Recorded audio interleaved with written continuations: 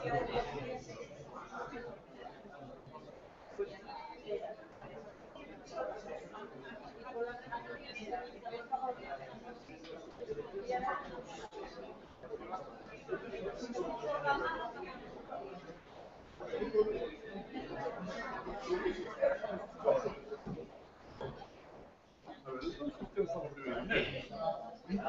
es lo primero que le doy para la segunda aquí, ¿no?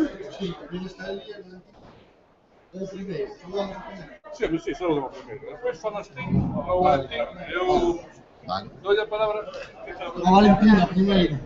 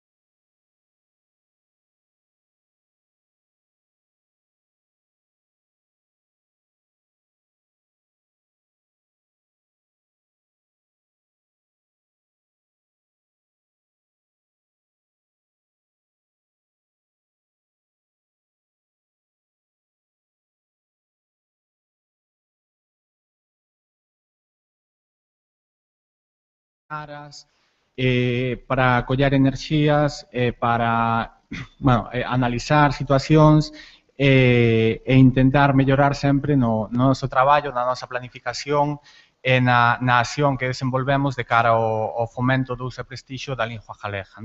Necesarios encontros, aínda que cada vez, en moitos casos, sexamos menos as persoas que estamos traballando, porque cada vez somos menos as técnicas e técnicos de normalización lingüística vítimas dos recortes, vítimas do desinterese e da falta de colaboración de outras institucións, nomeadamente da Secretaría Xeral de Política Lingüística, e vítimas tamén de sermos xa totalmente prescindibles dentro da rede de dinamización lingüística, xa non somos necesarios. Cada vez somos menos tamén o profesorado entusiasmado en traballar nos equipos de normalización e dinamización da lingua galega, os que hai sempre tan meritorios, pero con certo desánimo ante a situación da política lingüística e ante moitas veces a falta de perspectivas en que os proxectos vayan adiante, e tamén cada vez menos profesorado dos cursos ELJA, nos últimos tempos despedidos de maneira ilegal pola precarizante Secretaría Xeral de Política Lingüística.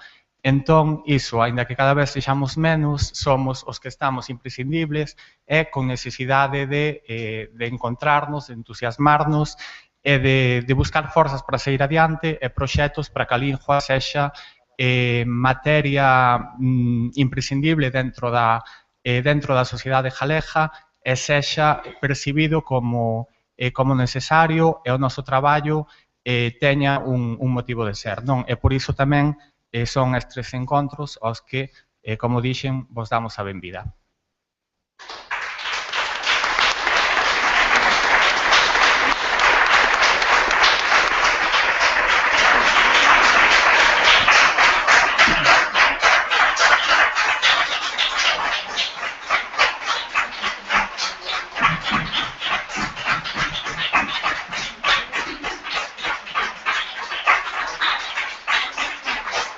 Puedo levantar, ¿eh?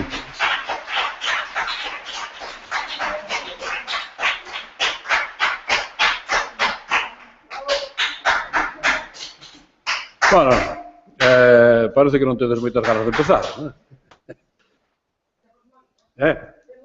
Tedes moitas, bueno, moi ben, pois moi ben. Merecen as palabras que dixo o Nel.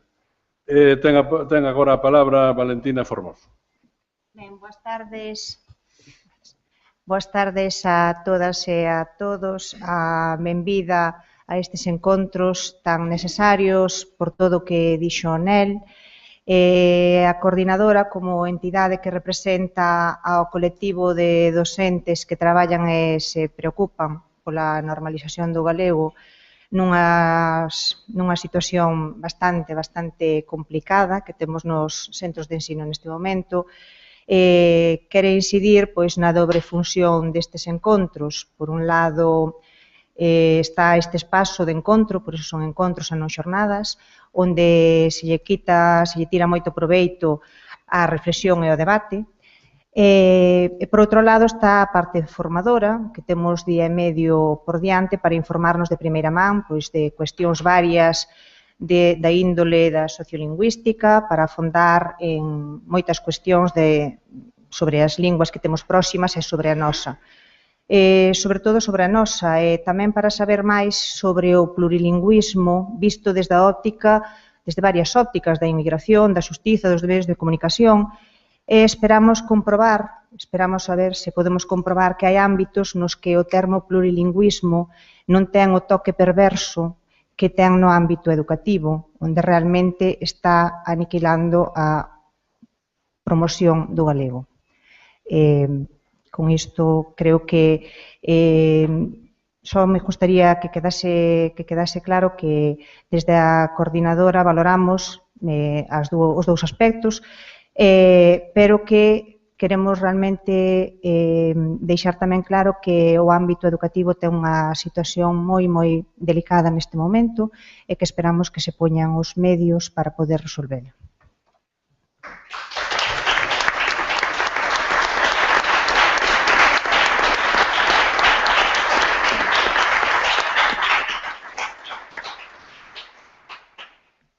Moi ben, ten agora a palabra o profesor Enrique Monteagudo, a quen xa presentei antes. Moi boas tardes, as autoridades, todas as persoas que chegades a estes encontros, benvidas especialmente as persoas que veñen desde outros lugares viaxando para achegarse a nós, desde Madrid, desde País Vasco, de Cataluña, de Montpellier, que temos aquí por diante unha par de xornadas de traballo onde decidimos un pouco cambiando o perfil máis habitual que se lle daban os encontros, abrir o foco. Sabedes que estivemos traballando todos estes anos máis ben co foco posto en cuestións concretas de promoción do galego aplicadas, diríamos, ainda que sempre procuramos traer xente de fora, diríamos, o foco estaba claramente posto aquí. Decidimos que era necesaria unha reflexión un pouco máis de conxunto, máis de marco, emprendemos esa reflexión, moitos dos que estades aquí xa no Consello con aquelas xornadas seminarios de lingua, sociedade e política, e aquelas xornadas e aqueles seminarios tamén nos fixeron pensar na necesidade de ter este marco xeral, o marco do Estado, e un marco comparativo tamén coas políticas, coas situacións sociolingüísticas, as políticas lingüísticas e os resultados que se están poñendo en marcha noutros contextos dentro do Estado. E isto é un pouco o fío que teñen estes encontros. Imos intentar ver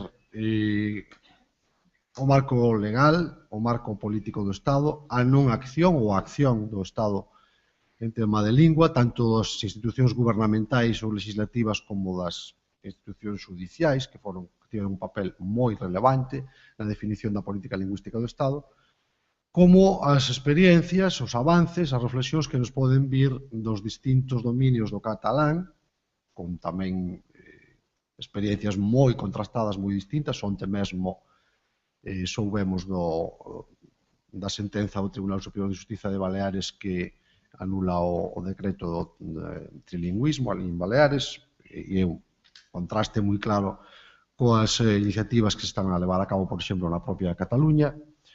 E, por tanto, necesitamos, creemos que era un momento, despois de 15 sesións, de 15 convocatorias de encontros, pois botar un ollo así un pouco sobre o que nos rodea. Esta é a idea principal que guía este programa de encontros.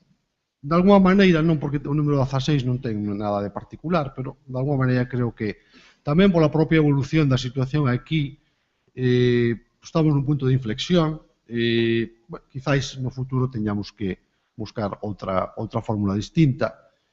Para min particularmente é unha especie de despedida tamén, porque non vou seguir, non sou membro xa do Pleno do Consello da Cultura, como era ata agora, non vou estar, por tanto, dirixindo o CDSG e podo, evidentemente, seguir colaborando co CDSG ou cos encontros ou con calquera outra iniciativa, pero non xa con unha posición de coordinación ou de maior responsabilidade como ata agora, e, por tanto, tamén para mí personalmente é así un momento de certa despedida, non de despedida definitiva.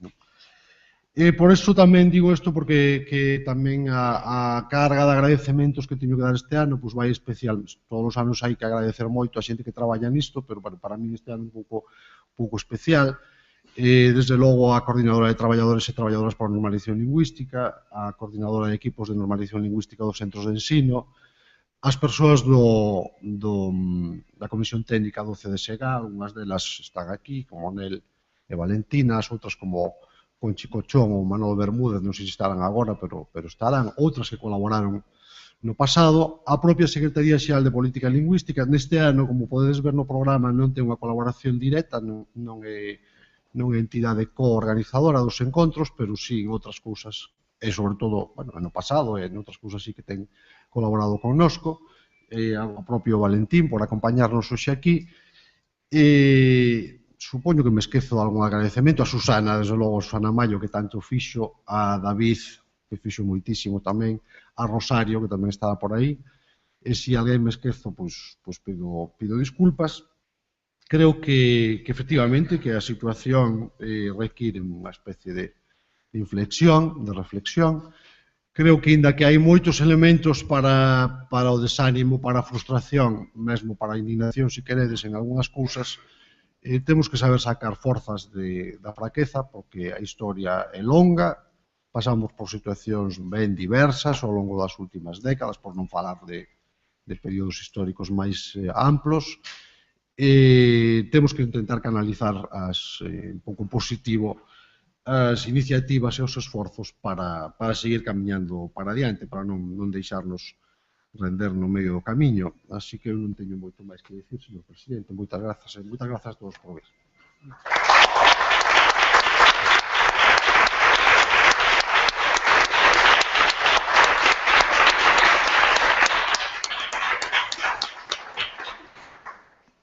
Moi ben, ten a palabra Valentín García, secretario xeral de Política Lingüística. Presidente do Consello, coordinador dos encontros, presidenta da Coordinadora de Equipos de Normalización e Dimensión Lingüística, presidente da Cotenol. Vanme permitir que saúde tamén ao viceconsejero de Política Lingüística do País Vasco, o amigo e colega Pachi Baztarrica, e a todos os demais poñentes, profesores e os asistentes. Inauguramos hoxe a 16ª edición destes encontros convocados anualmente polo Consello da Cultura Galega, un lugar imprescindible, un foro de encontro que os vimos nacer hai 16 anos nos damos conta de como progresivamente foron mellorando no seu contido, na afluencia dos seus asistentes e como son un lugar imprescindible para atoparnos ano a ano, eu sempre os defendín así, para atoparnos ano a ano a xente da lingua, a xente que traballamos por promover e por impulsar o uso do galego en todos os ámbitos da nosa sociedade. Este ano é un ano evidentemente tamén para a reflexión, como foron todos e cada un dos anos en que se celebrou.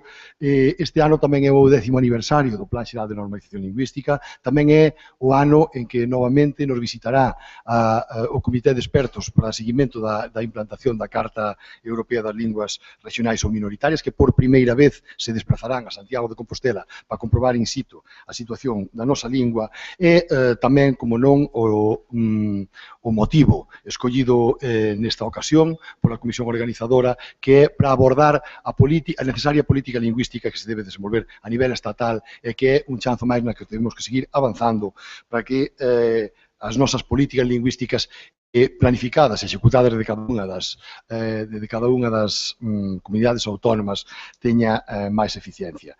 Por último, vanme permitir que faga unha lembranza a quen este ano van dedicados estes encontros. O lingüista Xan Rivas Cid, colaborador, subdirector xeral de Política Lingüística, un lingüista e traballador da lingua que de forma desinteresada dedicou toda a súa vida, toda a súa causa á promoción da lingua galega. Nada máis, moitas grazas e que teñan unhas boas e proveitosas xornadas que de seguro que como en cada edición vai ser así.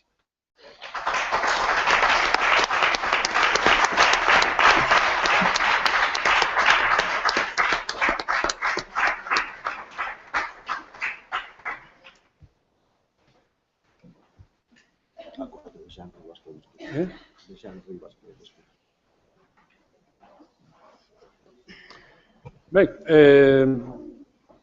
son as palabras que son máis que de cortesía para rematar este acto inaugural, non só de agradecemento aos ponentes que acudiron á nosa chamada, senón tamén aos organizadores que traballaron moito para organizar estas xornadas.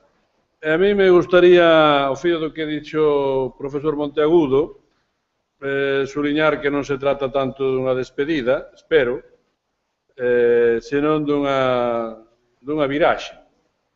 Unha viraxe que mesmo está presente na orientación que teñen os encontros este ano. É verdade que o número 16 xa mostra que hai moitos anos que están celebrando estes encontros, que teñen un componente, como sucede en moitas organizacións profesionais, de reiteración anual ou bianual, no que os seus membros se encontran, se discuten os seus problemas, ven novas perspectivas, en fin, todas as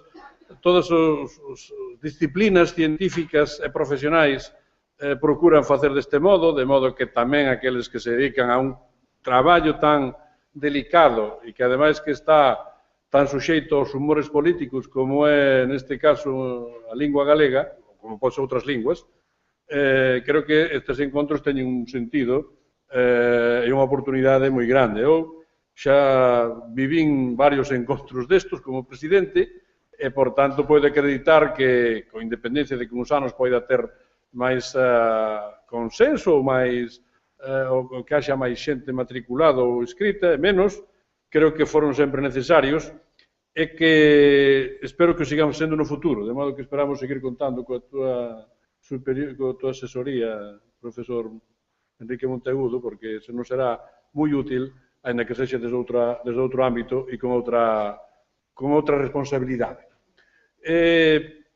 Desde logo, estes encontros que son, como dixen, de profesionais, teñen que superar tamén un pouco ese propio ámbito porque para eso tamén están plataformas ou organizacións de traballadores e traballadoras de normalización lingüística ou de equipos dedicados a este asunto, cos problemas que se acaban de sinalar aquí, pero eu creo que este enfoque que se dá aquí, que é de análise das políticas lingüísticas e de comparación, especialmente no ámbito galeuskano, non só galeuskano, ou da bella galeusca, pero sí prioritariamente galeuskano, me complace especialmente porque hai moitos problemas que nos unen, que son comuns, e que dentro da diferencia de tratamentos e de gobernos e de políticas é evidente que aquí temos un punto común e que creo que eso nos pode ser moito máis útil e que nos facilita a empatía entre todos nós. De modo que, especialmente os que vides de Euskadi, de Cataluña, de Asturias, pois a miña especial benvida, algún xa non é a primeira vez que estades aquí, nin a segunda, e espero que poidamos contar con isto no futuro, porque necesitamos plataformas ou espacios onde poder discutir estes problemas de forma colectiva e de forma que non nos turbe o entusiasmo a lucidez de búsqueda de solucións. Isto non é fácil sempre de encontrar, porque moitas veces só podemos ver o que temos diante. Entonces, esta comparación, esta análise, eu creo que pode ser útil. Eu desexo, como xa fixo o profesor Monteagudo e tamén o secretario xeral de Política Lingüística, unhas boas xornadas. Estou seguro que con estes convidados que temos serán así, e que o mundo non se acaba nin hoxe nin mañá, que temos moito futuro por diante e que temos moitos problemas por diante, incluída naturalmente a nosa propia lingua galega, de forma especial, quizá en termos comparativos, coas outras linguas que aquí están evocadas ou están mencionadas, pero, sim, somos nosotros os que temos que resolvelo. Non nos van resolver os demais.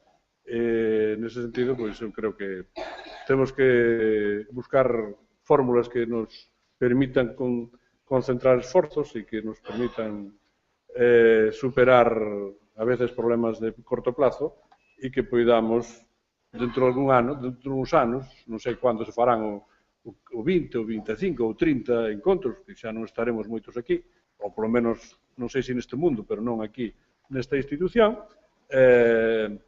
poidan os que daquelas ten, ter algún, en fin, algo do que ufanarse, algo do que gabarse, algo do que sentirse orgullosos. Nós podemos sentirnos orgullosos do que nos transmitiron os nosos devanceiros, especialmente cunha lingua que era unha lingua, en fin, rural, oral e pouco máis, a unha lingua que comezou a ter prestixio e entrar en moitas institucións. Agora estamos nun punto difícil de que pode ir, as augas poden ir nunha dirección, poden ir noutra, e, por tanto, temos que ter conta das comportas e cuidar de que vayan na dirección correcta. E con esa confianza, convido-vos a seguir traballando e espero que nos vexamos moitos anos ainda no futuro. Boas tardes a todos.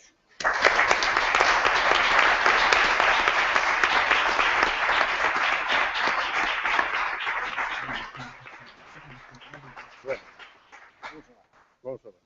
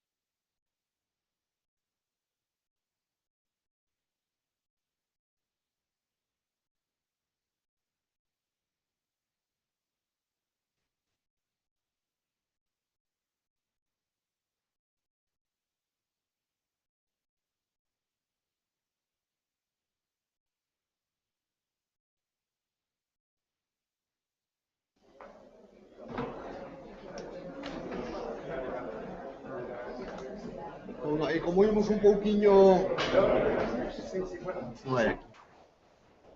Como imos un pouquiño xa sobre a hora, imos...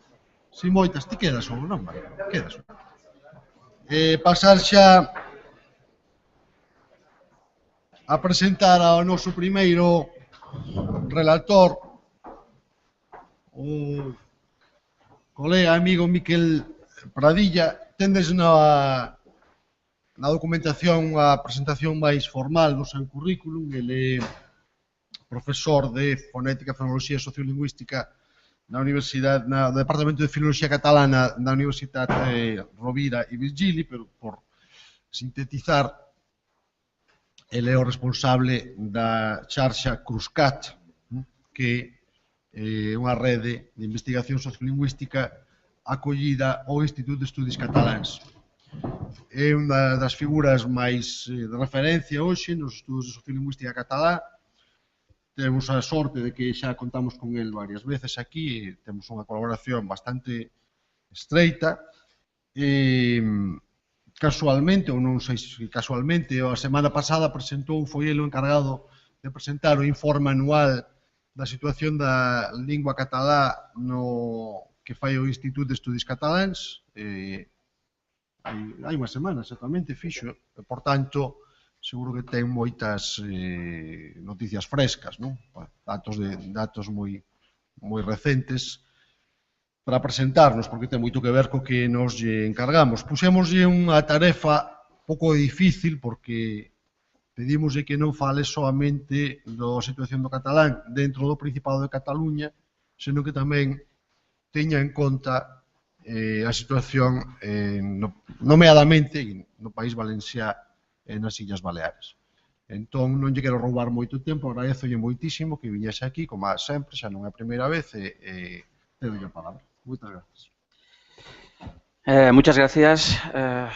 Bueno, en primer lugar quiero agradecer a la organización, especialmente a Enrique, con quien tenemos ya tratos académicos desde hace mucho tiempo, que hayan confiado en mi persona para hablarles hoy aquí de un tema que me ocupa y me preocupa. Me ocupa profesionalmente y me preocupa como miembro de la comunidad lingüística de la cual les voy a hablar. Hemos valorado con Enrique la posibilidad e incluso la conveniencia que haga mi intervención en catalán. Partimos de una idea, y es que, sobre todo en ámbitos lingüísticos y especialmente en ámbitos sociolingüísticos, es importante superar la propuesta programática de la competencia, de conseguir una competencia multilingüe y mirar ya por la vía de los hechos consumados, especialmente en las lenguas románicas del Estado español en una primera fase, intervenir en esta cuestión. De manera que, si no tienen inconveniente, voy a continuar mi intervención en catalán. Mi catalán es un catalán occidental, es un catalán más matizado vocálicamente, no tiene reducciones vocálicas, de manera que creo que también podrá ser una oportunidad de escucharme en mi lengua aquí en Galicia. Por otra parte, un placer siempre estar aquí con música de gaita de fondo. Espero yo no tocar mucho la gaita y deciros algunes coses que us poden interessar. He pensat que la meva intervenció, que tindrà un suport en PowerPoint, tindrà dues parts fonamentals. Una primera part en què intentaré presentar les llums i les ombres, és a dir, les coses positives, els elements per a l'esperança i els elements de preocupació, sempre de manera molt sintètica. Aquesta serà una primera part de la meva intervenció, jo diria que volgudament divulgativa, i després la segona part serà una intervenció més tècnica on ja presentaré una mica l'evolució sociolingüística, els grans indicadors sociolingüístics a Catalunya. No sé si en aquesta primera fase hi ha hagut una incomunicació total o aquesta competència multilingüe comença a funcionar. Bé, les llums i les ombres, en definitiva, no? Elements per a l'esperança. Bé, la potencialitat demogràfica.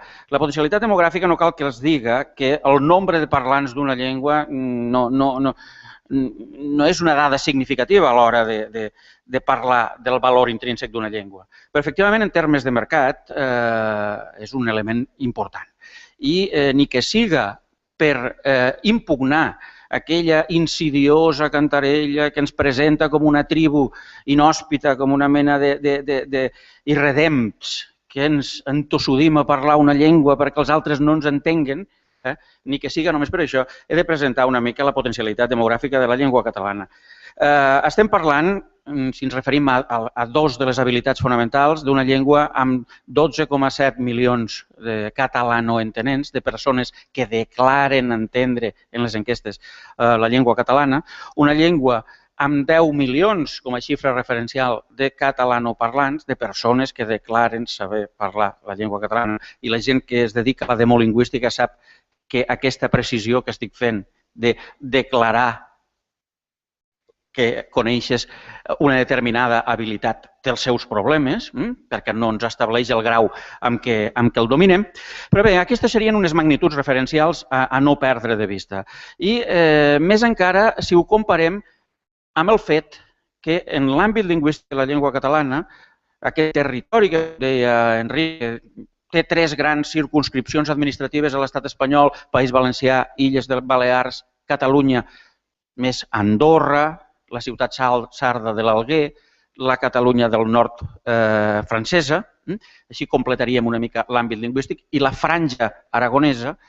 En aquest territori, aquestes habilitats comunicatives de què he parlat parteixen de 4,5 milions de persones que tenen el català com a llengua inicial. Després reflexionarem sobre aquestes qüestions. Si nosaltres obrim les finestres al món i ho intentem situar en el rànquing, estaríem parlant del fet que la llengua catalana se situa entre les 100 primeres llengües al món, les 100 primeres llengües en parlants del món. Estem parlant d'un món, recordeu, on hi ha una xifra metodològica d'entre 5.000 i 6.000 llengües, un món on el 80% de les llengües tenen menys de 100.000 parlants. Per tant, un element de reflexió important al voltant d'aquestes magnituds, que és el fet que la llengua catalana no és una llengua minoritària, que no passaria res si ho fos, és una llengua mitjana, que és el concepte que estem intentant cada cop més potenciar perquè s'ajusta, en definitiva, més a la realitat dels seus parlants. En l'àmbit estricte de la Unió Europea seríem la 9ª llengua, per damunt del danès, del finès, de l'eslovè, del letó, del lituà, de l'estonià, de l'eslovac, del maltès, totes llengües oficials. El maltès, per exemple, amb la paradoxa que hi ha 370.000 parlants és llengua oficial. Ja coneixeu la fórmula europea per a l'oficialitat, o ets llengua oficial de l'Estat o no ets llengua oficial europea, amb una demografia similar al portuguès europeu, al suec, al txec, a l'hongarès, al grec. Potencialitat demogràfica. Potencialitat demogràfica, conclusions. No som una llengua minoritària, és una llengua mitjana. Idea a retenir. Llengua de cultura, no és sobre que ho diguem. Té una tradició lingüístico-cultural important, que es remunta a l'edat mitjana, que es projecta a l'actualitat amb una quantitat d'elements importantíssims. Jo diria que la llengua catalana, des de la Fira de Frankfurt, on va ser cultura convidada l'any 2011, s'ha projectat internacionalment, en definitiva, i cada cop més té aquesta presència exterior, aquesta percepció general d'una llengua amb totes les de la llei. Una llengua que té, diguem-ho així, una literatura avui en dia homologable a qualsevol literatura de llengua normalitzada, amb escriptors importants. És una llengua, ja us dic, hipercodificada. És una llengua amb codificació, per descomptat, amb aquesta gramàtica normativa, prescriptiva, essencial per als espais de formalitat de la llengua, per tant, per a la difusió d'aquesta norma en la societat, els processos d'estandardització, com sabeu, però és una llengua, podríem dir-ne, hipercodificada, només un apuntament, hipercodificada en el sentit que avui tenim, des de l'any 1998, amb la creació de l'Acadèmia Valenciana de la Llengua tenim una institució més dins del mateix territori lingüístic que s'encarrega de codificar juntament amb l'Institut d'Estudis Catalans la llengua. Per tant, tenim un problema en la planificació del corpus en aquests moments a l'hora d'intentar encaixar aquesta duplicitat que de moment no s'ha aconseguit de resoldre satisfactòriament. Dic una estandardització deficitària perquè tota llengua que encara té problemes en la funcionalitat comunicativa té problemes, té un reflex claríssim en el model lingüístic i en l'estandardització.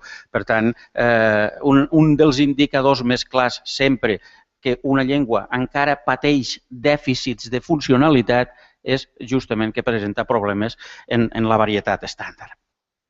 Té una presència a l'ensenyament. Abans ens hi hem referit, amb models territorials molt diferenciats, amb models que van des de la conjunció lingüística a Catalunya sobre la base de la immersió lingüística fins a territoris on la presència de la llengua a l'ensenyament és purament anecdòtica, com podria ser a la Franja Aragonesa, com podria ser a la ciutat sarda de l'Alguer, amb experiències, això sí, però interessants, però purament testimonials, com passa també a la Catalunya del Nord, a l'estat francès. Aquesta conjunció lingüística té una derivada, una adaptació a les Illes Balears a partir d'un decret que s'anomenava Decret de Mínims, que es va fer l'any 1997, immediatament abans que a les Illes Balears es recuperés la competència en matèria educativa. Aquest decret de mínims està en plena actualitat, precisament feia referència a Enrique en la introducció, pel fet que ahir mateix va haver una sentència del Tribunal Superior de Justícia de les Illes Balears en contra del decret de trilingüisme. Aquest decret de trilingüisme havia torpedinat, en definitiva, un consens, el consens del decret de mínims, que el que feia fonamentalment era visualitzar una pseudo-immersió lingüística a les Illes Balears, segons la qual el mínim de vehicularitat que havia de tenir a cada escola era del 50%, el mínim de vehicularitat. Bé, després en parlarem en l'apartat de preocupacions del món de l'ensenyament. Tenim el País Valencià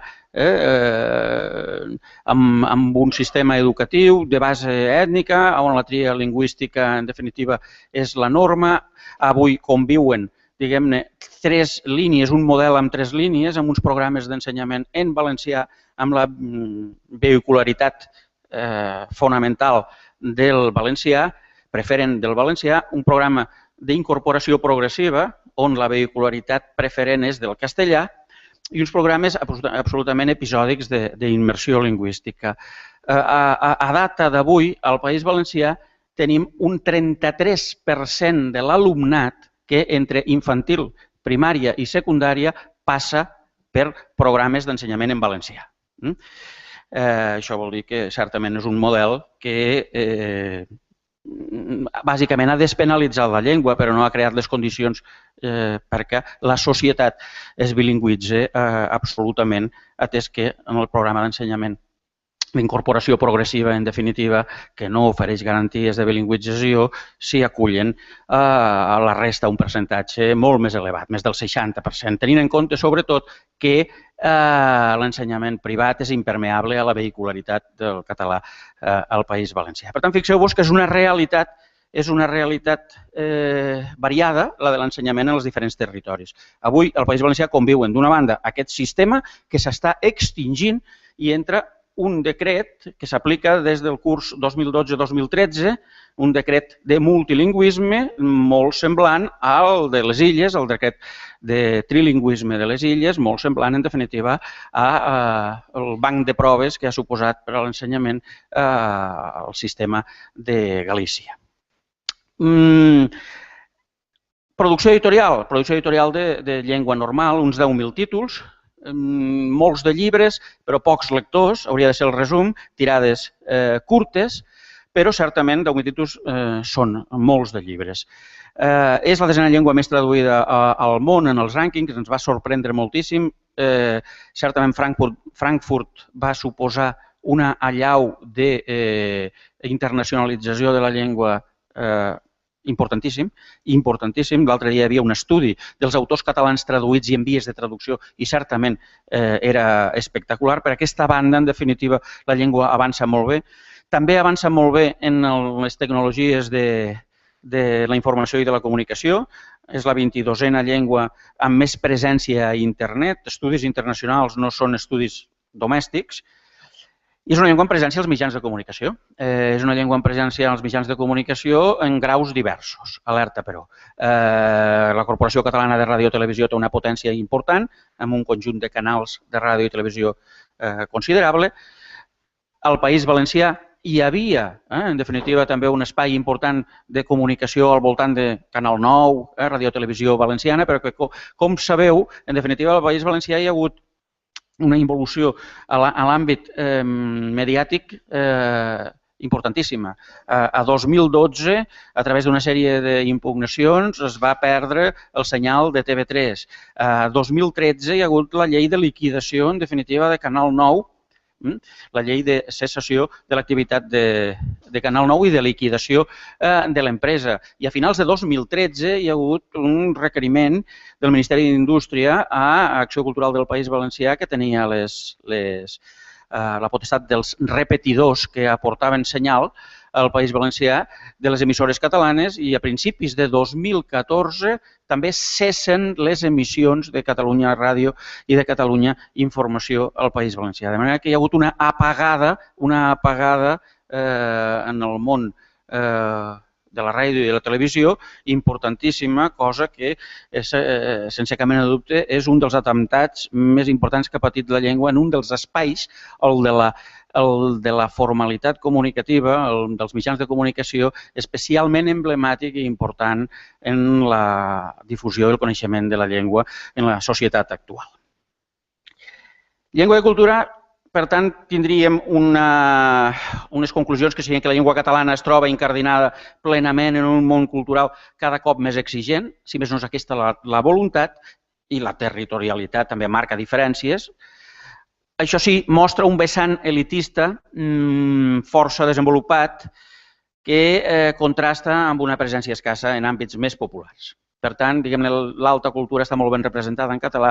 Creiem que s'ha de treballar moltíssim en un tipus de cultura més popular, posem per cas esportiva, del cor, la premsa del cor, etc., on té una presència més afeblida. L'estatus d'oficialitat. L'estatus d'oficialitat és una llengua parlada, és una matriu legal molt complexa, la de la llengua catalana. És una llengua parlada en 4 estats, l'estat espanyol, l'estat italià, l'estat francès i Andorra. Aquesta matriu va des d'una oficialitat única a Andorra fins a una absència d'oficialitat a l'Alguer, a la Catalunya del Nord, més que absència, diguem, una oficialitat molt afeblida, i passant sobretot per aquesta cooficialitat, per aquesta oficialitat compartida a Catalunya, al País Valencià i a les Illes. A l'Alguer, amb la llei de promoció i valorització de les llengües de Sardenya, s'obria una escletxa per començar a tractar des de la legalitat determinades parcel·les del món de l'alguerès. A la Catalunya del Nord hi ha una presència reglada, és cert, però del tot insuficient, d'aquestes anomenades llengües regionals a l'estat francès, amb perspectives que s'obren, amb declaracions emblemàtiques, com la del Consell General dels Pirineus Orientals, etc. I finalment tenim la llei de llengües a l'Aragó, una llei que ha estat també a 2013, és una llei que en definitiva invalida la llei de llengües que es va promulgar l'any 2009 i no es va acabar d'aplicar mai, una llei que pot ser interpretada en segons quin aspecte en clau de veritables fenòmens paranormals. I dic això en el sentit que la llengua, les llengües, en definitiva el català i l'aragonès, perden la seva denominació tradicional i són denominades amb aquest, ho coneixem amb aquest acrònim, la PAU, llengua aragonesa pròpia de l'àrea oriental, i l'aragonès seria l'APAPIP, que seria llengua aragonesa pròpia de l'àrea pirinenca i prepirinenca. Bé, el català i l'aragonès, en definitiva. Però el problema no és el litigi onomàstic, que és important, si voleu, però el que és important és que la llei és una llei absolutament ineficient per a subvertir l'estatus de minorització de la llengua en un territori que necessita certament una intervenció considerable per fer un camí cap a la normalitat. Per tant, és un estatus d'oficialitat irregular que proporciona una capacitat limitada en graus diversos de gestionar el multilingüisme territorial. I, a més, més enllà del marc legal, aquest estatus d'oficialitat, com sabeu, està mediatitzat pel poder polític de torn. Això és l'àmbit de la glotopolítica que tant d'interès ha posat, Enric, a poder tractar en aquestes jornades. Per tant, fixeu-vos que sobre un determinat marc legal, en funció dels lideratges, de la planificació lingüística des de dalt, com diem, una planificació lingüística des de dalt, des del poder, i una planificació lingüística des de baix, des de la societat civil, amb diferències, però serien amb aquesta dualitat, en funció del poder de torn i dels horitzons de funcionalitat comunicativa que es presenten per a la llengua, la legislació va cap a una banda i va cap a una altra. De fet, adoneu-vos-en que precisament en el món de l'estatus d'oficialitat de la llengua ens trobem en aquests moments amb una situació certament involutiva, molt involutiva. Penseu que s'ha posat en marxa, i aquesta és segurament la conclusió més destacada de l'informe sobre la llengua que vam fer la setmana passada, on per acumulació intentàvem disseccionar tot el canvi, tot el catàleg de normativa que s'estava posant en marxa per tal de gestionar directament o indirectament la llengua en els seus diversos territoris. I la involució és molt important perquè, en definitiva, els gestors institucionals que a partir de 2011 ocupen el govern central d'una banda i recuperen les Illes Balears i la Franja Aragonesa, en definitiva, posen en marxa una legislació que no és precisament favorable a la rehabilitació de la llengua catalana.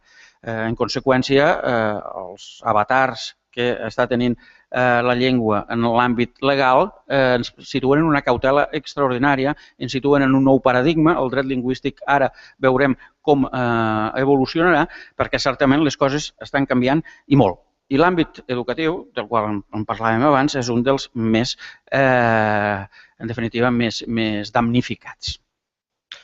Elements de preocupació. Esclar, això eren els elements per a l'esperança. Això que us he dit abans. Eren els elements de preocupació, de manera molt sintètica. A veure, nosaltres patim l'absència d'una autèntica comunitat, si m'ho permeteu, sociolingüística catalana. És a dir, hi ha forces disgregadores, particularistes, a diversos territoris que impedeixen una sinergia, un sumar permanent. Estem parlant de processos, de grups que en definitiva o bé estan per la secessió lingüística o bé estan, que és la nova versió ara de problematització de la llengua, o bé estan per la problematització d'una gestió compartida del codi lingüístic, de la norma, en definitiva. El blaverisme al País Valencià, el gonellisme a les Illes Balears, els grups de suport a la pau, a l'Aragó, en definitiva, fan molta feina en aquest sentit. Hi ha una compartimentació administrativa autista en el sentit que cada territori fa sa guerra, per dir-ho amb un refrany popular. Cada territori va a la seva. Un senyor que es deia Joan Fuster, no sé si tindreu present aquesta persona, és un dels assagistes, pensadors més importants que hem tingut en la contemporaneïtat. Un dels personatges centrals d'aquesta tragicomèdia ens deia que alerta, que el regionalisme és un fenomen essencialment catalunyès. És a dir, no només és el particularisme valencià o l'insular, sinó que des del mateix Principat de Catalunya, en definitiva, sempre s'han mirat el propi Melic. Són els primers regionalistes. Per tant, aquí tenim un problema que no podem perdre de vista. Aspirem a una catalanofonia, que funcione a una. I és un concepte que a mi m'agrada molt, que l'he llançat a debat públic i està tenint una certa acceptació. No voldria ser immodest, perquè si això ho comparem a la francofonia, en definitiva, però estic parlant d'un concepte no identitari, però sí comunicatiu, que ens aplegui.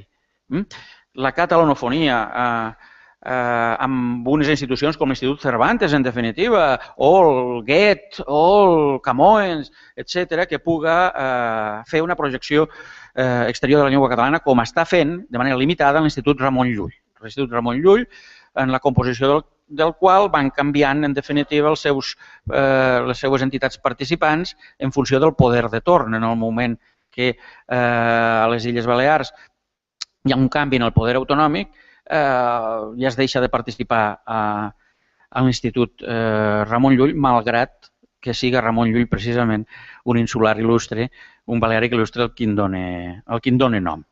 Sempre, per tant, la glotó política acaba sumant o restant.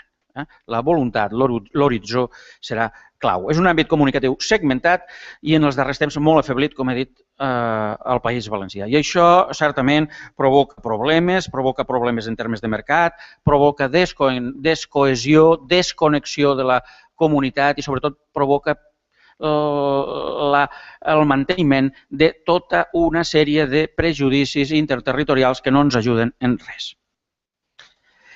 La llengua catalana, tot i que sovint és vista, especialment des de realitats com la gallega, com una mena d'oasi de la normalitat, la llengua catalana té en el seu interior processos de substitució lingüística en marxa.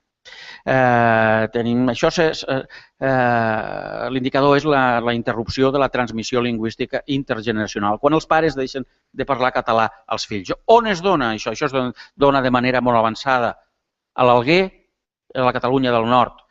També a Alacant, conurbacions importants, València i Palma, amb intensitats diferents. La llengua catalana s'està empetitint, s'està encongint per les puntes, per la Catalunya del Nord, per Alacant, per l'Alguer, a l'illa Sarda, a l'estat italià. Això sí, manté un nucli dur que és, en definitiva, el 94% de la població, com veureu, que participa, en definitiva, d'uns indicadors que no serien precisament els de substitució lingüística.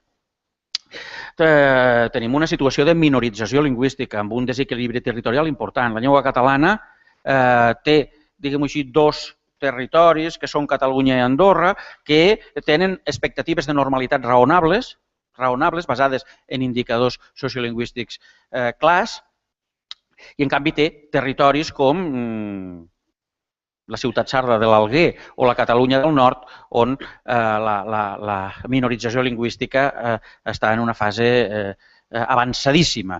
Després teniu aquestes Illes Balears, aquest País Valencià, aquesta franja de Ponent al bell mig, on s'estan debatent el futur d'aquest nucli dur de la llengua en un sentit o en un altre. Depèn, en definitiva, de quina direccionalitat acaben prenent les dinàmiques sociolingüístiques en un moment, l'actual, especialment important.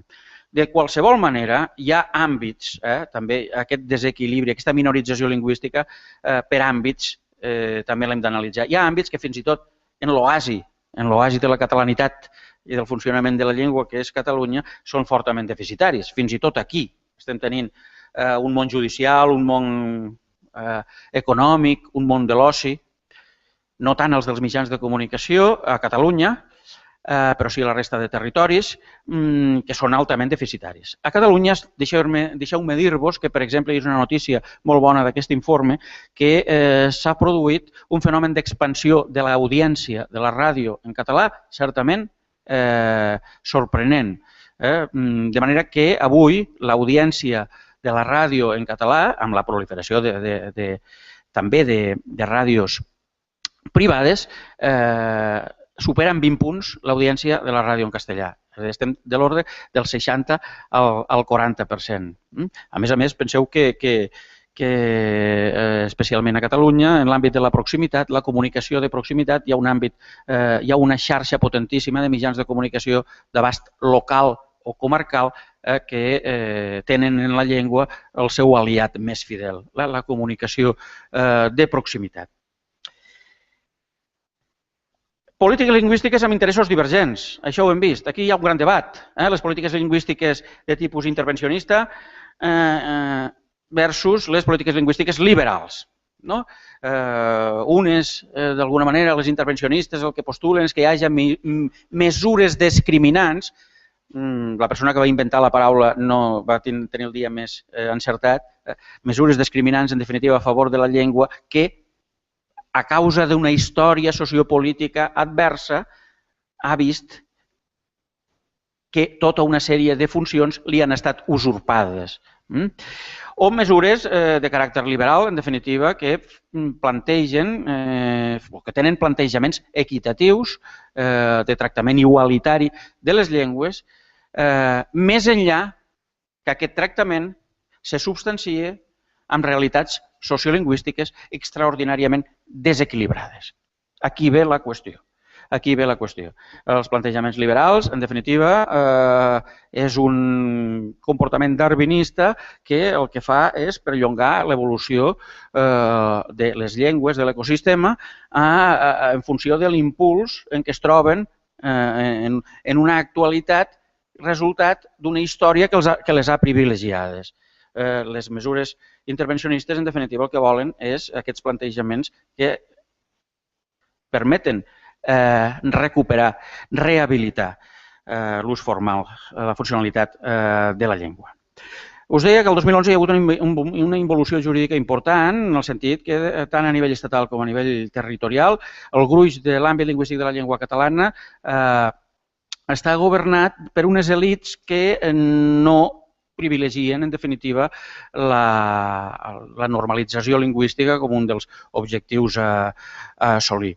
Això té conseqüències en un nou catàleg normatiu que no m'entretindré a desenvolupar, però que a curt o llarg termini pot tenir conseqüències importantíssimes.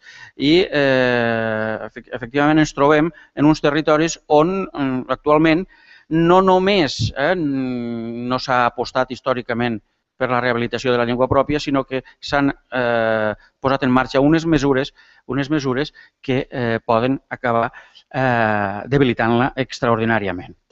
Aquí tinc el catàleg, algunes de les mesures més importants que hi ha hagut. A veure, a Catalunya, bàsicament, a la sentència del Tribunal Constitucional de l'any 2010, que invalidava tota una sèrie de prerrogatives de l'Estatut d'Autonomia, a partir d'aquesta sentència s'ha creat una jurisprudència que ha anat atacant la línia de flotació del sistema de conjunció lingüística. L'ensenyament, essencialment.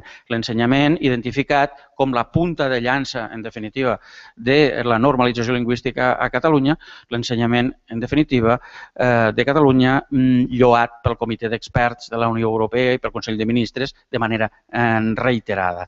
Per tant, els atacs van aquí, s'hi ajunta a aquestes cauteles, s'hi ajunta a la promulgació de la llei Wert, que en definitiva també ataca, és un torpede en plena línia de flotació d'aquest model que, en definitiva, ja us he dit que ha aportat resultats positius per a la llengua catalana.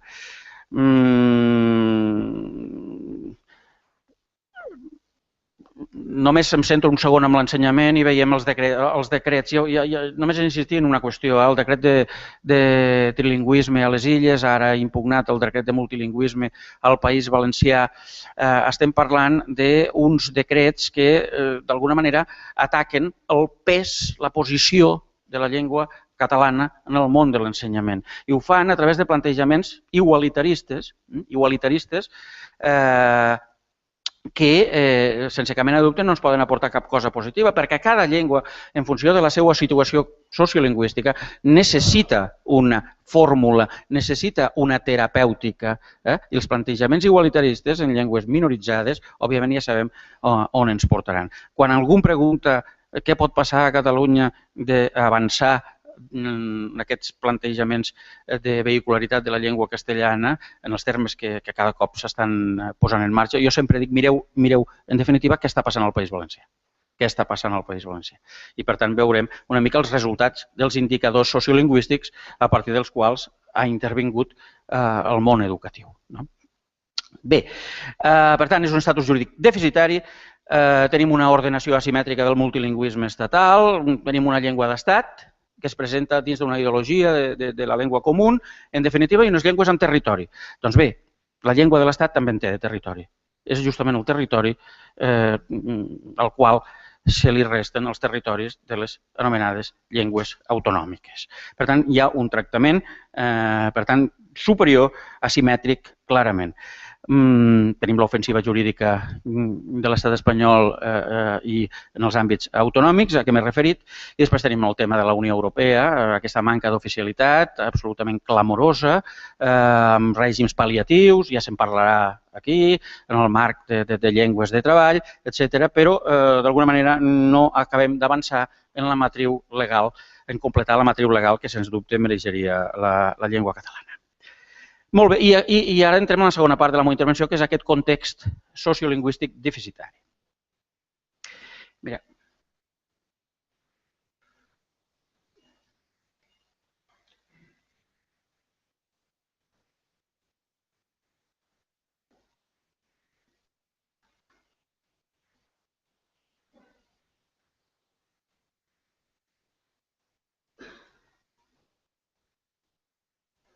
Bé, algunes dades ràpides. Mireu, context demogràfic i econòmic de la llengua catalana. La població dels territoris de parla catalana és d'aproximadament uns 13,6 milions d'habitants. 13,6 milions, que estan repartits un 55% a Catalunya, un 31% al País Valencià i un 8% a les Illes. Tenim, per tant, aquest 94% que és el veritable moll de l'os, el nucli dur territorial de la llengua catalana. Pel que fa a aquests habitants, fixeu-vos que són el resultat d'una evolució demogràfica que ens ha permès detectar un augment de la població entre el 2001 i el 2013 de més de 2,2 milions de persones. Més de 2,2 milions, prop del 20% de la població. En aquest augment de població, fixeu-vos que a partir del 2010 hi ha un alentiment, hi ha un estancament del creixement i per primer cop, com a novetat del 2013, tenim una pèrdua de població, 35.000 persones en els resultats globals. Per primer cop, en definitiva, es perd habitants al territori lingüístic. Això, de qualsevol manera, ens situa amb una població molt semblant a estats superior a estats com Suècia, com Hongria, com Txèquia, com Portugal, com Grècia, com Bèlgica, una mica per sota dels Països Bascos. Aquestes serien les dimensions. El context demogràfic i l'econòmic ens presenta una situació de bonança econòmica la dècada anterior fins a l'arribada d'una crisi, l'any 2008, i el començament d'un nou cicle. Si la bonança econòmica ens porta immigració, el nou cicle ens portarà recessió demogràfica. La crisi econòmica iniciada el 2008 sembla que no tinga fi, però ja comencen a veure una sèrie d'indicadors macroeconòmics que comencen a trencar algunes tendències. Fixeu-vos en l'atur important. Entre el 2005 i el 2007 tenim un període en què tenim unes xifres estructurals d'atur del voltant de mig milió de persones, a prop d'un 9%.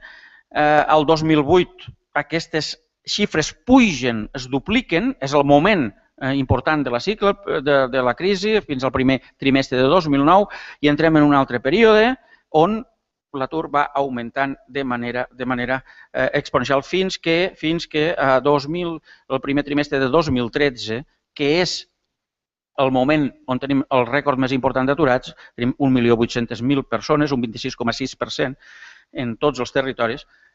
El País Valencià és el més damnificat amb un 28,6%. S'atura aquesta qüestió. Aquestes dades no són sobreres perquè demolingüísticament aquest retrocés de població sense cap mena de dubte acabarà tenint unes implicacions clarament lingüístiques. Tenim bonança econòmica, més immigració, tenim la crisi i tenim, per tant, un nou cicle amb l'aturada de la immigració. Com ha evolucionat la comunitat lingüística? Mireu, tenim moltes fonts, tenim moltíssimes fonts. Bàsicament, jo diria que nosaltres solem fer atenció amb tres grans sèries. Una és la sèrie que en diem EUL, Enquestes d'Usos Lingüístics, que a 2003-2004 fa una anàlisi de tots els territoris. Per primer cop tenim una anàlisi de tots els territoris. Aquesta sèrie, tenim la sèrie del baròmetre de la comunicació i de la cultura, que és un instrument estadístic molt important, que es fa anualment, però que a poc per qüestions de crisi econòmica, hi han deixat de participar primer el País Valencià, on tenim dades fins al 2008 només, i després les Illes Balears fins al 2011. Ja no tenim aquesta anàlisi més completa. I finalment tenim també els censos lingüístics. Ara han començat a aparèixer les dades de 2011 dels censos lingüístics que s'hauran, de fet, estem analitzant amb molta cura.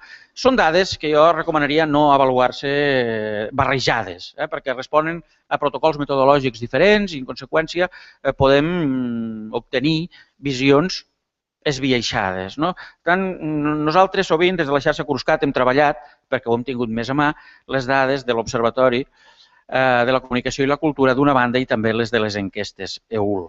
Segons aquestes dades, a 2012 nosaltres vam actualitzar els parlants, una projecció dels parlants de català, és aquest 72,5% de la comunitat lingüística en la seva globalitat, aquests 10 milions de parlants.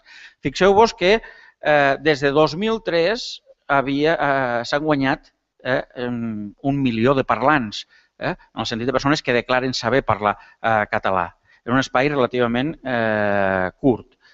L'entenen 12.773.000, aquí el guany ha estat de 1.700.000 persones. I com deia, els parlants inicials, els parlants de llengua inicial són 4,5 milions. Clar, si nosaltres ens plantegem la llengua catalana com a llengua inicial o llengua apresa, hem de treure conseqüències. I la conseqüència més immediata és que és una llengua que té una capacitat d'atracció importants. Saben parlar-la 10 milions de persones, però només la tenen com a llengua inicial 4,5.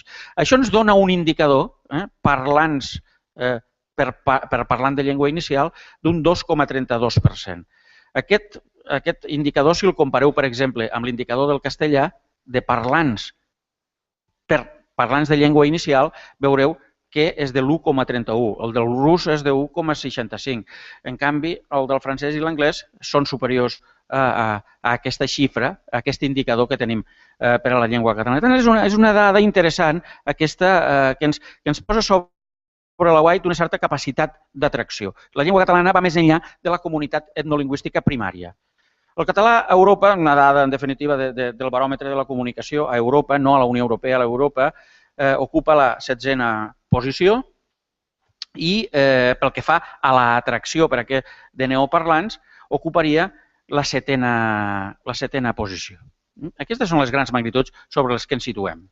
Us dono una dada, si voleu, anecdòtica sobre el consum de català a Twitter. Han sortit una sèrie, aquest és l'univers Twitter, una sèrie d'estudis internacionals que marquen la presència de les llengües a Twitter. A 2012, la llengua catalana ocupava el lloc 19è en presència a Twitter.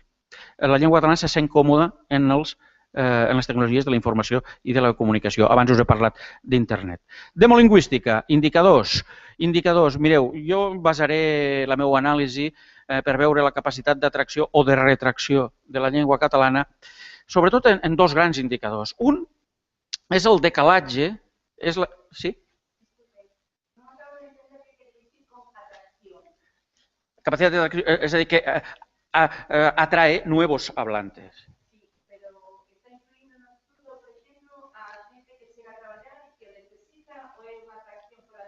A gente que declara en una encuesta saber hablar catalán. Es decir, siempre tenemos que matizar esto. Luego, las cuestiones de uso ya las evaluaremos de otra manera. Sí. Gràcies. Sí, sí. Llengua inicial i llengua d'identificació. El decalatge que hi ha entre la llengua inicial i la llengua d'identificació. La llengua inicial és la que ens transmeten els nostres pares a la llar. La llengua o les llengües, la que ens transmeten. La llengua d'identificació és la resposta a la pregunta quina és la seva llengua en un determinat moment, en el moment en què et fan l'enquesta. Perquè pot ser perfectament que la resposta en un determinat estat vital de la persona ja no siga la llengua inicial. Pot ser que siga una altra llengua. Aquesta és l'evolució, les mudes lingüístiques que es donen en l'evolució de les persones. Mireu, no ho veureu bé, m'imagino, tot i que feu cara de tenir més bona vista que jo segur que no ho veuria gens bé, però aquí hi ha 3 territoris que el decalatge entre llengua inicial i llengua d'identificació és positiu. I aquests són Andorra, Catalunya i les Illes Balears. Després tenim dos territoris on aquest decalatge és molt negatiu, que és els que us he avançat abans, que ja tenien una interrupció de la transmissió lingüística intergeneracional avançada, l'Alguer i la Catalunya del Nord. I després tenim una franja de ponent, en definitiva, l'Aragó, que es mou en un terreny estadísticament sense significació, amb una certa estabilització. Aquí no hi ha dades del País Valencià. Les dades del País Valencià les hem actualitzades més tardanament. Fixeu-vos perquè us en feu una idea, si és que no la teníeu ja, per exemple, de la gent de llengua inicial que hi ha a Catalunya. Podríem fer-ho amb les dades de 2013, que també les tinc, no varien pràcticament gens, de les de 2011. A Catalunya hi ha un 35,2% de persones que tenen el català com a llengua inicial. Un 35,2%. Que tenen el català com a llengua d'identificació? Un 42,7%. Ha anat guanyant adeptes la llengua catalana. Ha anat rebent un flux de població que ve del col·lectiu castellanoparlant. Actualment, la diferència que hi ha entre llengua d'identificació catalana i llengua d'identificació castellana és d'aproximadament uns 11 punts percentuals de llengua d'identificació, que per a mi és el concepte més potent. 11 punts percentuals a favor del castellà. A les Illes Balears està equilibrada llengua inicial i llengua d'identificació. Un equilibri. Es parella la població. Al País Valencià, en canvi, la retracció percentual ha estat molt important. I ens trobaríem, en definitiva, amb un 22,6% de llengua inicial valencià, català, en definitiva. Encara que guanya una mica de terreny també amb llengua d'identificació. Aquesta és una fotografia, diguem-ne, sobre la base etnolingüística, per dir-ho d'alguna manera, del país. Mireu, aquest gràfic és molt important, llàstima que no el pugueu desxifrar amb la nitidesa que a mi m'agradaria. Aquí vam fer un estudi des de la xarxa Cruscat per intentar avaluar aquests transvasaments de fluxos de llengua inicial a llengua d'identificació. Primera columna ens diu el següent. El 97% de catalanoparlants de llengua inicial, el 97% mantenen el català com a llengua d'identificació. Només un 2,2% de catalanoparlants de llengua inicial acaben en la seva trajectòria vital passant-se a una identificació lingüística diferent, el castellà. Mireu l'altra columna. El 90% dels castellanoparlants de llengua inicial mantenen el castellà com a llengua d'identificació. Però gairebé un 10%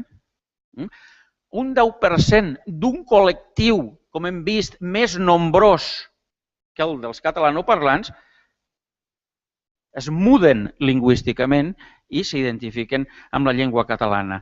Aquest és un comportament interessantíssim que s'ha d'avaluar per les conseqüències de futur que té. El problema el tenim en la tercera columna, el de les altres llengües que són presents en el nostre ecosistema. Les altres llengües, fixeu-vos, un 74,3% dels parlants d'altres llengües continuen identificant-se en aquestes llengües. Gairebé un 20% acaba identificant-se amb qui? Amb el català o amb el castellà? S'acaba identificant amb el castellà. Aquest flux, només un 6% s'acaba identificant amb el català. Aquesta identificació tan feble amb el català per la via de la llengua d'identificació és una qüestió que des de la política de la planificació lingüística s'ha de mirar de poder subvertir, perquè certament l'alteració demolingüística que s'ha produït ha estat tan potent, ja heu vist, aquest 20% de població més que hem tingut, en definitiva, pot, diguem-ne, tenir influències importantíssimes. De fet, en l'àmbit percentual, les té, en les grans estadístiques, en l'àmbit dels nombres de les xifres absolutes, no en té tant. Aquesta és la veritat. Jo sé que m'està mirant Enrique. Enrique voldria fer una mica de debat, no? Aniré a l'altre indicador, salto moltes dades, a l'altre indicador important que tenim, que és el de la transmissió lingüística intergeneracional. Tenim una eina, en definitiva, estadística, que l'anomenem ITIC, és Índex de Transmissió Lingüística Intergeneracional, que Joaquim Torres va elaborar a propòsit de les dades que teníem de les enquestes EUL. Això es fa intentant comptabilitzar la gent que parlava català amb els pares i correlacionar-ho, la gent que parlava una determinada llengua amb els pares i a veure quina llengua parla amb els fills. És aquest contrast. Un indicador positiu el té claríssimament Andorra, el té claríssimament Catalunya i el té claríssimament les Illes Balears. Ja heu vist, la Catalunya del Nord i l'Alguer tenen indicadors negatius, claríssimament estem parlant d'uns territoris on la llengua té els dies comptats, si som realistes. En definitiva, és qüestió de temps que la llengua vagi entrant en una fase certament terminal. I després tenim la Franja i el País Valencià on, en definitiva, sembla ser que globalment se'ns diu que tenen estabilitzada aquesta transmissió lingüística intergeneracional. Ja veiem tipologies de territoris. Jo el que voldria mostrar-vos, per exemple, és el cas valencià. El cas valencià és molt important perquè fixeu-vos que és el 31% de la població de l'àmbit lingüístic. I les anàlisis que tenim darrerament sobre el que passa al País Valencià ens diuen, no tinc, em sembla que ho tenia aquí, sí, ens diuen que hi ha dinàmiques diferents pel que fa a la interrupció de la transmissió lingüística intergeneracional. Ens diu que hi ha unes zones, sobretot les zones discontínues, poblacions petites i poblacions mitjanes, que l'indicador de transmissió lingüística és positiu. En canvi, n'hi ha d'altres on l'indicador és negatiu i aquestes altres, en definitiva, apleguen les 4 ciutats principals del País Valencià, que són Elx, Castelló, València i Alacant. Totes dues àrees ocupen un 40 i un 40% de la població. Això sí, la tipologia poblacional és diferent, com heu vist. Hi ha un equilibri. Després hi ha un 20% de la població que es troba amb una dinàmica lleugerament positiva, però que no sabem cap a on funcionarà. Per tant, nosaltres podem veure un indicador d'estabilització de la transmissió lingüística intergeneracional, però quan nosaltres treballem a fons les dades, veiem que d'interrupció n'hi ha. I n'hi ha a les principals ciutats. I ja sabeu que les ciutats acaben marcant pautes, segons com, d'en comportament en lingüística, en comportament sociolingüístics especialment. Per tant, són dades interessants que anem acumulant i que ens fan matisar, diguem-ho així, quines direccionalitats estan prenent aquests indicadors en els diferents territoris. I acabo amb els usos del català, brevíssimament. Els usos del català a Catalunya. A Catalunya, mireu, l'ús global del català entre l'any 1997 i el 2008, el 2013 no he pogut afegir-lo, però pràcticament és una continuïtat del 2008, és una no alteració pràcticament del que va passar el 2008. L'ús global del català, fixeu-vos, des del 1997 fins al 2008 ha anat baixant. És la línia blava. És la línia blava. D'un 50,1% global, llengua habitual, del 50,1%, meitat i meitat, es passa a un 42,6%. A partir del 2008-2013, la línia continua igual. Per tant, no hi ha hagut davallada, s'ha frenat la davallada, però històricament, en la sèrie històrica, hi ha una baixada considerable, una baixada de quasi 10 punts de l'ús del català, que és correlatiu a l'augment del castellà, en definitiva. Molt bé, si nosaltres el que analitzem és, ara, dos contextos diferents, un amb els amics de màxima col·loquialitat i l'altre amb els bancs de més formalitat, veurem que el comportament és diferent. Fixeu-vos, en nombres absoluts. Aproximadament hi ha uns 2 milions de persones que utilitzen el català amb els veïns. 1 milió, la xifra del mig, que històricament, pràcticament invariable, 1 milió que és català i castellà indistintament. I fixeu-vos com puja el castellà, com ha anat pujant el castellà d'uns 2 milions i escaig a 3 milions en xifres absolutes. Per què ha passat això? Perquè la llengua de primera integració de les migracions és el castellà. I aquí hi ha un camí per recórrer importantíssim. Això en l'àmbit de la col·loquialitat. En l'àmbit dels contextos col·loquials, on la llengua, en definitiva, es refugia en la seva comunitat etnolingüística, menys nombrosa la catalana que la castellana. Què passaria, per exemple, en un context on l'ús és més formal, com és el dels bancs, posem per cas. En el dels bancs, el català manté aquests 3 milions gairebé en una mica de davallada. El castellà ha anat augmentant, però des de 2 milions en què es trobava, per baix del català, efectivament, per baix del català. I això què és degut? Això és degut a les polítiques lingüístiques, en definitiva. Això és degut al fet que la llengua, l'horitzó que s'ha volgut donar a la llengua és la de millorar-la en els contextos de la formalitat comunicativa, en tot allò que depèn, en definitiva, de l'administració, de l'ensenyament, amb els mitjans de comunicació. Si no hi ha polítiques lingüístiques afavoridores de millorar el català més enllà de la pròpia llar, de la pròpia casa, del caràcter domèstic d'una llengua, malament. I això s'ha aconseguit a Catalunya, però és justament tot el contrari el que ha passat al País Valencià. I al País Valencià, us mireu la línia del mig, en definitiva, és la línia d'uns usos molt baixos del valencià en relació amb els de més amunt, que són els de castellà, però a més, que han anat decreixent a mesura que augmentava la formalitat del context. El valencià, allí on es troba còmode, és en la seva comunitat etnolingüística. Quan surt de casa, perd terreny, a diferència del que passa a Catalunya. Causes, una d'important, la política i la planificació lingüística. Bé, acabaré amb aquesta qüestió. Només vull dir-vos, vull presentar-vos, us he presentat una radiografia de la llengua catalana. Si em permeteu la metàfora ferroviària, jo us presentaria una llengua catalana com un comboi, un gran comboi, on hi ha una locomotora, que és Catalunya, és una locomotora important, que si voleu porta al seu costat un acompanyant, que és Andorra. Per Andorra, per la potencialitat demogràfica que té, no té, diguem, el pes que té Catalunya. Després tenim 2 vagons a la cua que estan a punt de descarrilar, ja els hem vist, la Catalunya del Nord a l'estat francès, l'Alguer a l'estat italià, a l'illa de Sardenya.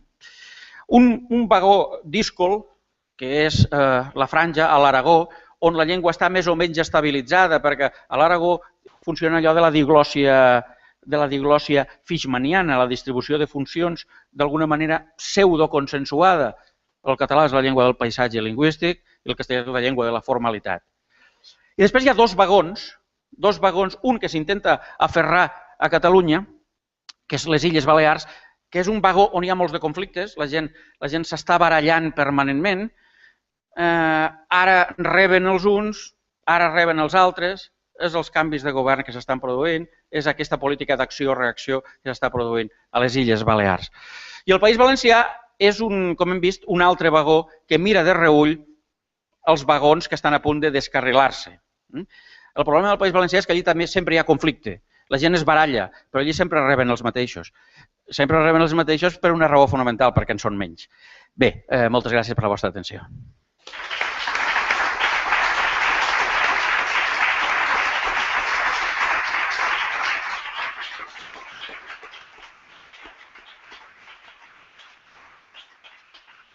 Moitísimas grazas pola túa presentación tan rica e suxerente. Perdoar, a miña voz vai decaendo, o sea que dentro de un pouco non poderei seguir falando.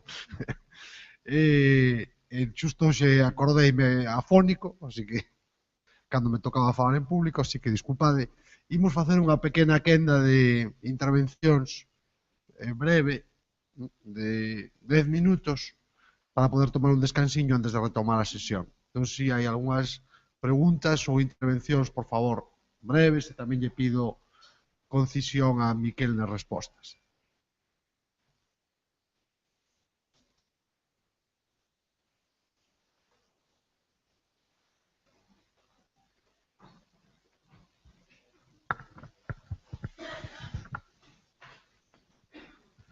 Sí, bueno, un par de cousas. Unha, creo que de alguma maneira xa só caches agora ao final, que a influencia da inmigración nestos datos, porque a comparativa, por exemplo, co que pasa en Galicia, digo, para enmarcar, é que en Galicia se perden os falantes, digamos, na transmisión interxeracional. É dicir, son na liña de continuación familiar, eso pérdese.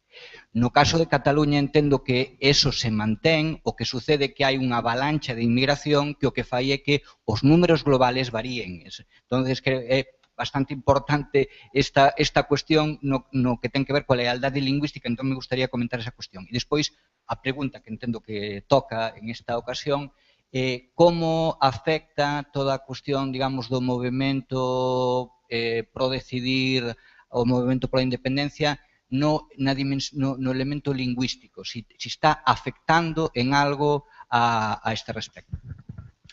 Bé, la primera pregunta, efectivament, quan fem anàlisi demolingüística, i més amb les circumstàncies actuals, amb aquesta alteració tan important de població, és important no perdre de vista que les imatges percentuals, els percentatges, poden ser extraordinàriament enganyosos, perquè s'ha produït una redistribució de la població.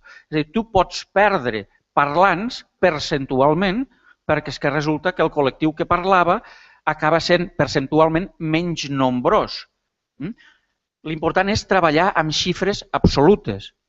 Amb xifres absolutes, aleshores t'adones si aquella reducció percentual també ha tingut un reflex en xifres absolutes. I passa molt sovint això, que hi ha hagut una pèrdua percentual, però no en xifres absolutes. Si alguna cosa positiva tenim en aquest sentit és que els decalatges que hi ha hagut, per exemple, en l'ús, que parlàvem abans, l'ús lingüístic que havia davallat, aquest ús, el decrement de l'ús no ha afectat al col·lectiu catalanoparlant de llengua d'identificació. Al contrari, encara ha tingut un lleuger augment. Ha estat l'altre col·lectiu el més afectat, en definitiva, per aquest ús. Per tant, baixen els percentatges, però veiem que en xifres absolutes s'ha continuat millorant. Això mateix també passa al País Valencià.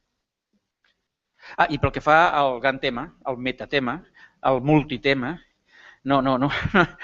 Jo, la veritat, us diré una vaguetat. Ja sabeu l'ambient que s'està respirant a Catalunya. En definitiva,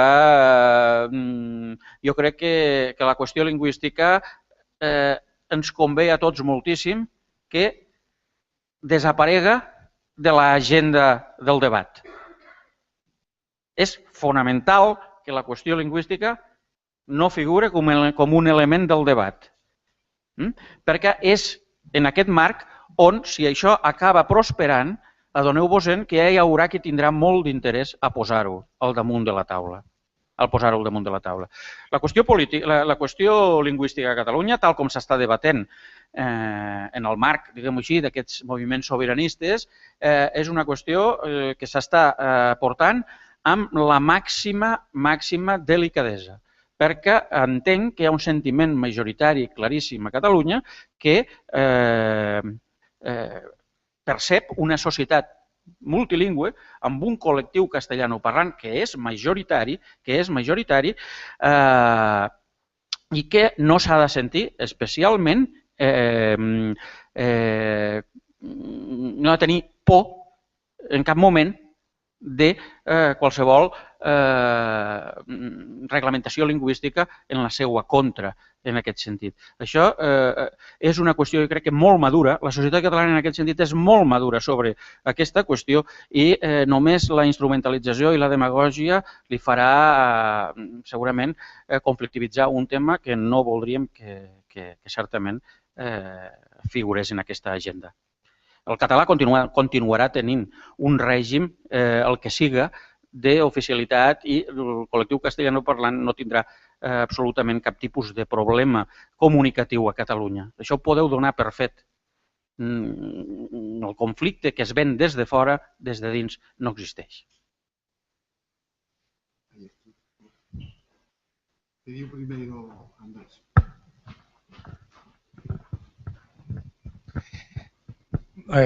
Buenas tardes.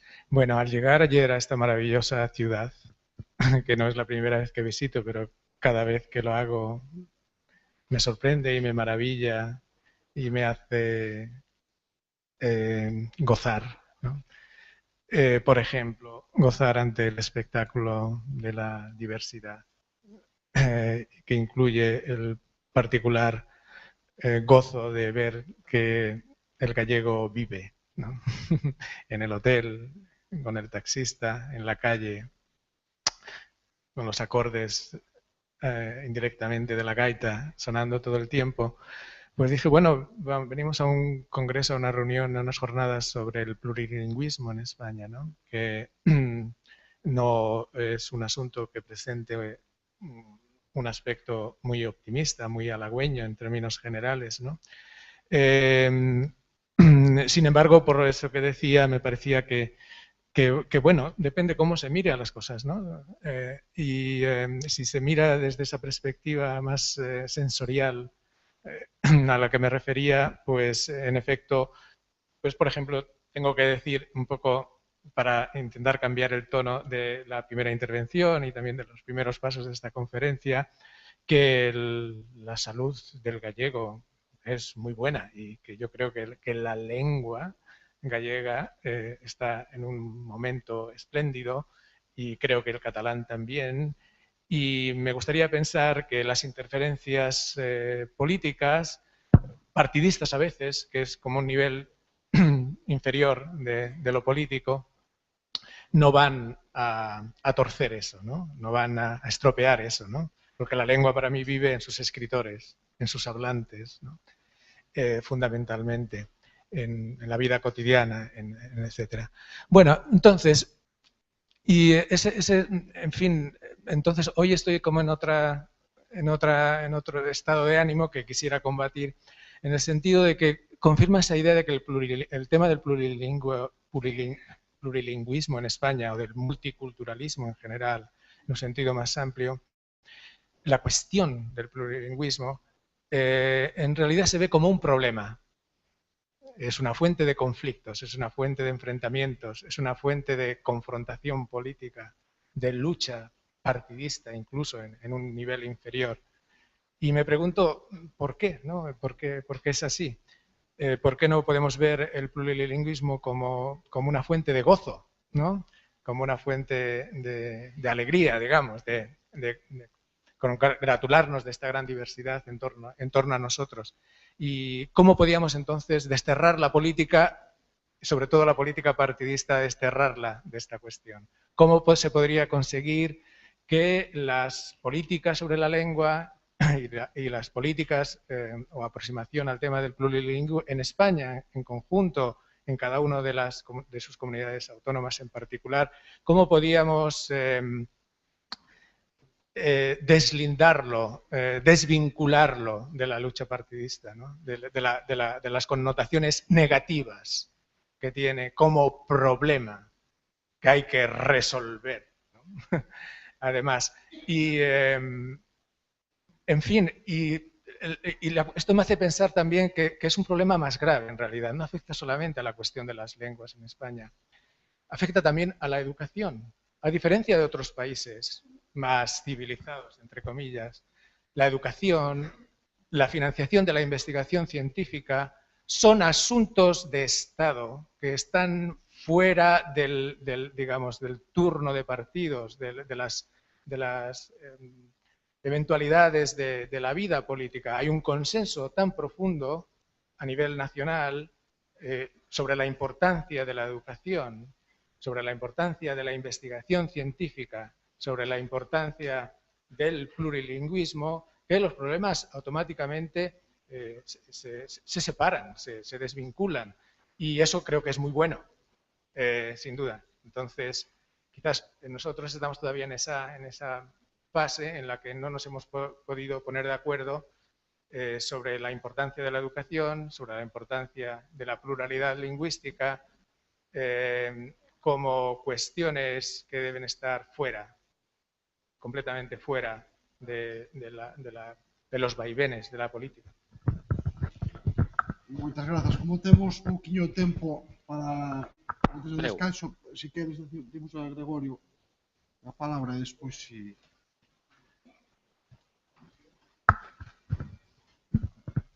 Se estamos fora de tempo, non me importa noutro momento. Vou ser moi concreto porque entre os datos que aquí se ofreceron hai un que me chama, bueno, non é que me chame a atención, coñecío, pero teño unha dúbida. Refírome a ese trasvase entre lingua inicial e lingua de identificación, hai un 7 e algo, na porcentaxe de falantes é un 10%.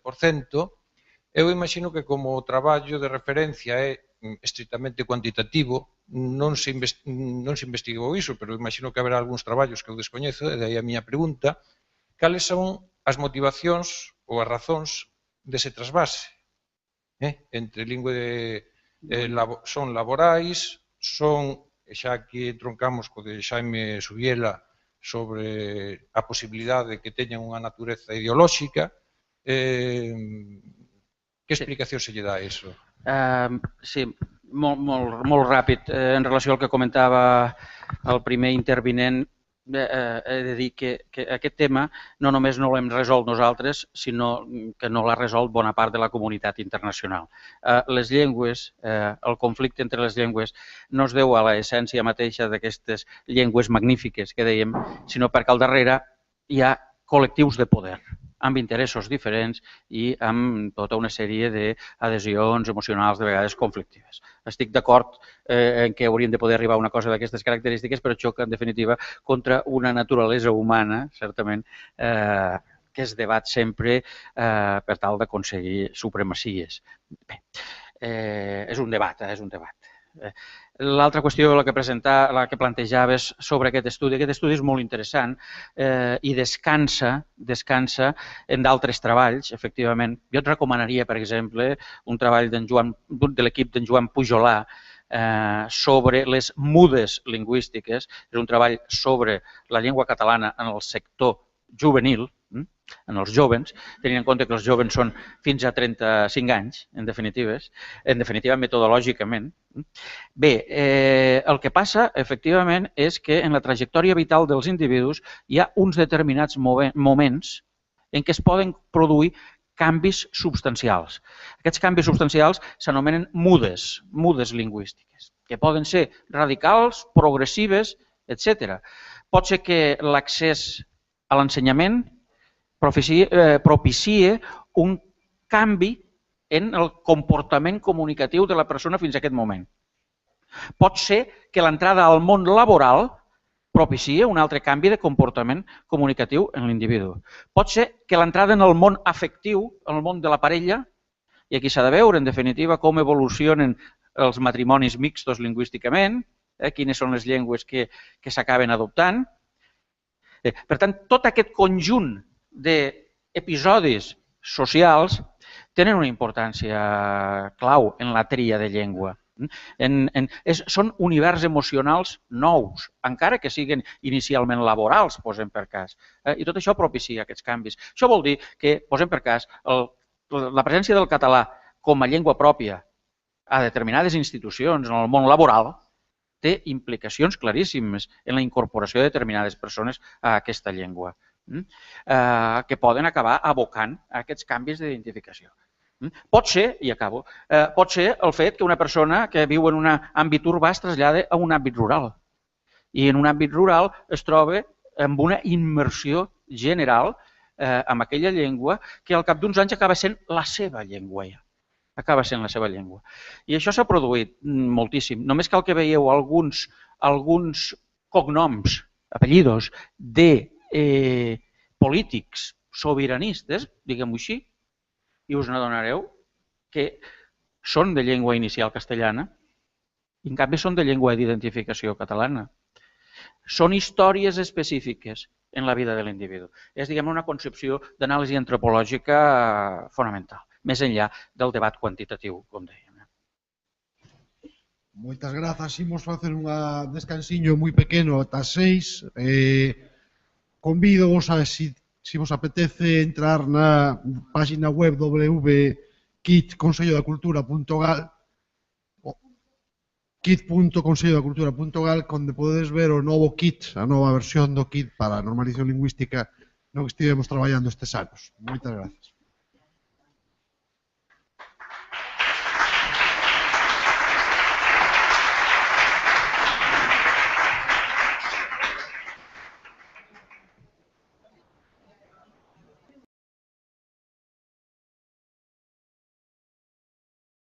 Prestixio da lingua galega, non?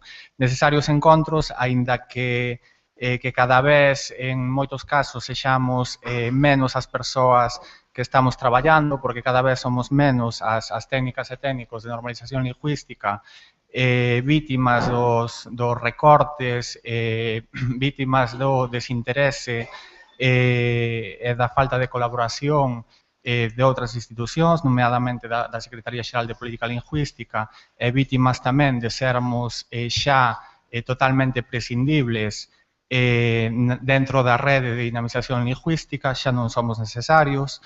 Cada vez somos menos tamén o profesorado entusiasmado en traballar nos equipos de normalización e dinamización da lingua galega, os que hai sempre tan meritorios, pero con certo desánimo ante a situación da política lingüística e ante moitas veces a falta de perspectivas en que os proxectos vayan adiante, e tamén cada vez menos profesorado dos cursos ELGA, nos últimos tempos despedidos de maneira ilegal pola precarizante Secretaría Xeral de Política Lingüística.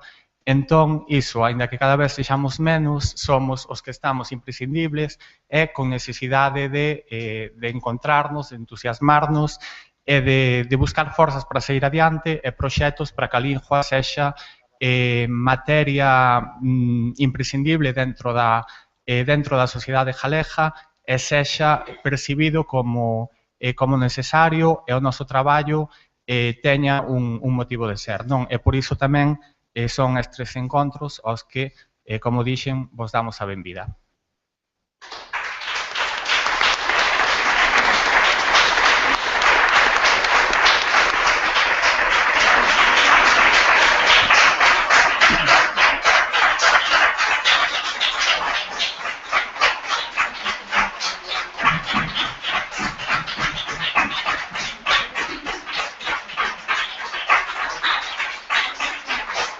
Puedo levantar, ¿eh?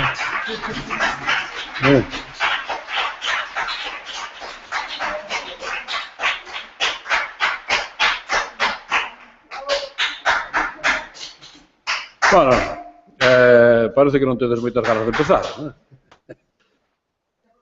Tedes moitas, bueno, moi ben, pois moi ben. Merecen as palabras que dixo Nel.